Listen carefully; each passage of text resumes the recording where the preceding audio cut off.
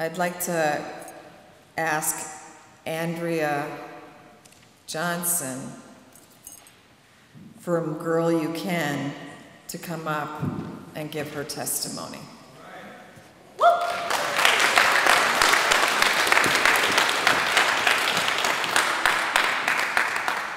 After that last testimony, I tell you, sister, powerful, powerful, powerful, powerful. My name is Andrea Johnson, and I am actually the founder and CEO of an organization, small organization out of Philadelphia called Girl You Can Do It Inc., AKA Goody. Not Gucci, Goody. Everybody like, Gucci? I'm like, no, I don't have that type of money.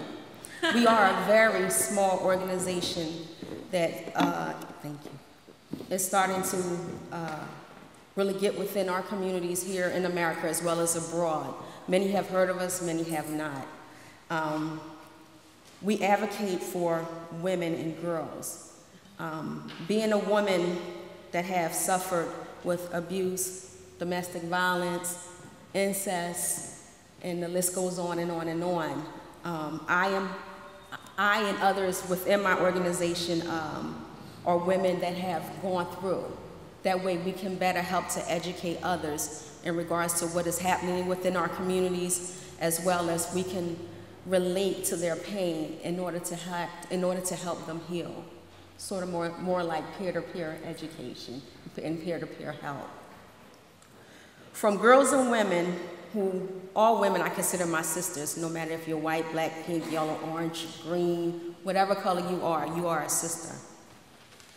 Ranging in sisters from Pakistan, Nigeria, Brazil, United States, and all over the world. Violence on girls and women, poverty and homelessness are human rights issues that infects and deplorize a woman's right to life, liberty, and their pursuit of happiness.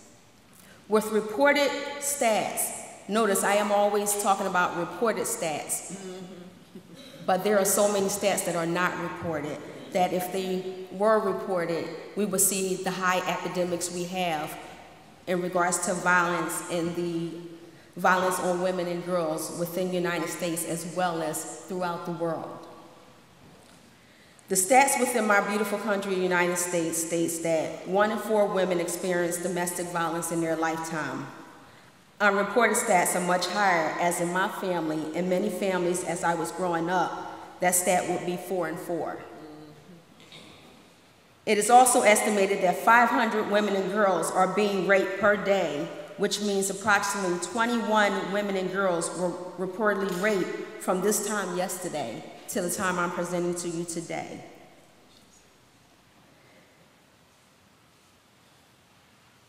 Unreported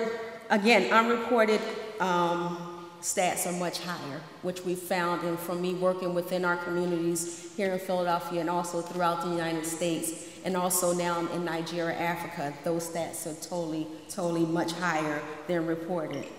The National Law Center on Homelessness and Poverty in the U.S. estimates that there are approximately 1,750,000 people in the U.S. that are homeless. And 46% of those cities surveyed identified domestic violence as the primary cause of homelessness in women. For girls and women outside the United States, these stats are even more horrific.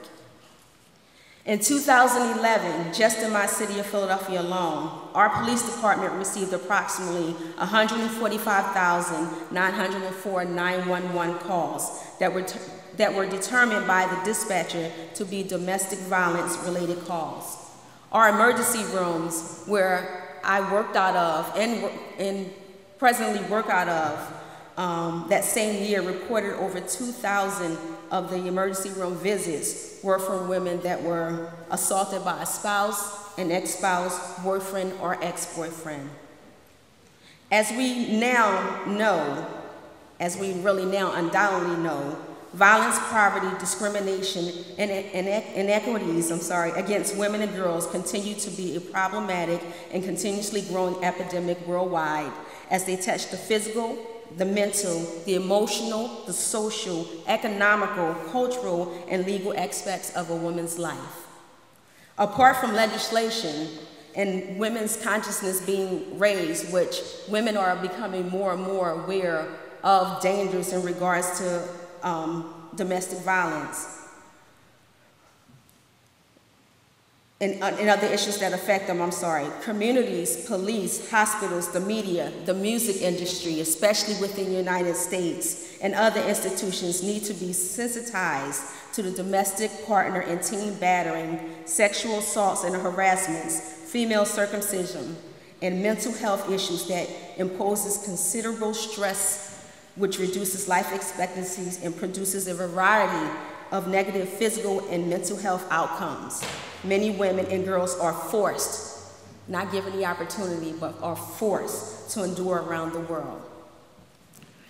As I said in the beginning, being a woman that was brutally beat by her spouse, being a woman that grew up in households where abuse was so prevalent and well known in neighborhoods and just it was like a normal.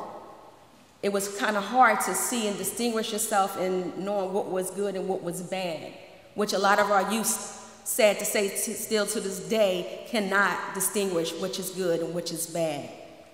My Latina brothers and sisters, my African American brothers and sisters, my Asian brothers and sisters, we have issues that everyone thinks is different, not realizing we all suffer from the same thing. My abuser not only abused me, but he gave me his gift of HIV, which I will never be able to repay him for, nor would I want to repay him or anyone else for. We as women are losing our rights, again, to life, liberty, and the pursuit of happiness.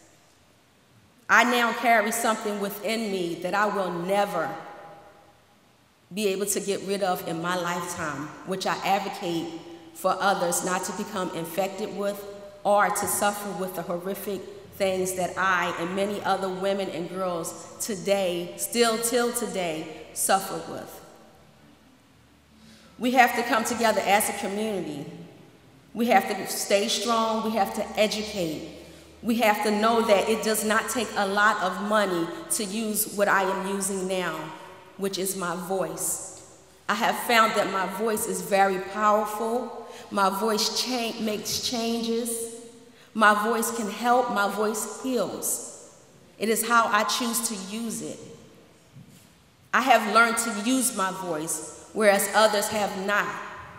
My organization and women like me and all the persons in this room, we give a voice to the voiceless, to the voiceless. We offer help where no one else will. We give our empathy, not our sympathy, in regards to how can we help to help in making things better, not only for us, but also for you. I consider myself an advocate. I've never considered myself a hero. I consider myself someone that just wants to help. That's all I've ever done in my life, was just want to help. I did nothing wrong like many women today that suffer with violence, that suffer with diseases, that suffer with drug addiction, or that suffer with low self-esteem. We all think that we did something wrong. We did nothing wrong. What happened, as this beautiful woman before me said, our government let us down in a lot of ways. Education that should have been implemented in our communities long ago was not there. Teaching us about how to succeed and instead of teaching us how to fail was not a priority. Now we as people have to take it into our own hands, and we have to educate each other. It may, the fight is this large, and it may seem like we have about this many within that fight. But it only takes one to teach one, to reach one, to continue to teaching on. I love to play it forward. What I do, all I ask persons is, whatever I do for you, please do for someone else. I never ask for anything in return. Like these ladies all said, my salary consists of barely nothing. I am a whisper away from the street. I work from 4 o'clock in the morning to sometimes 8 o'clock at night just to feed my family. on pennies. I can go to the corporate world and work in the corporate world, which I did for 25 years. But then with my condition, I got severely sick and had to retire out of that world. Now, what I do, the work that I do now, which is helping others, has been more rewarding to me, even with my struggles. Even with my electric bill being $1,999.89 and getting threatened to be turned off. Even with my medications costing $1,200 just for a 30-day supply. Even with me barely eating, even though I look overweight, but it was the medication that blew me up.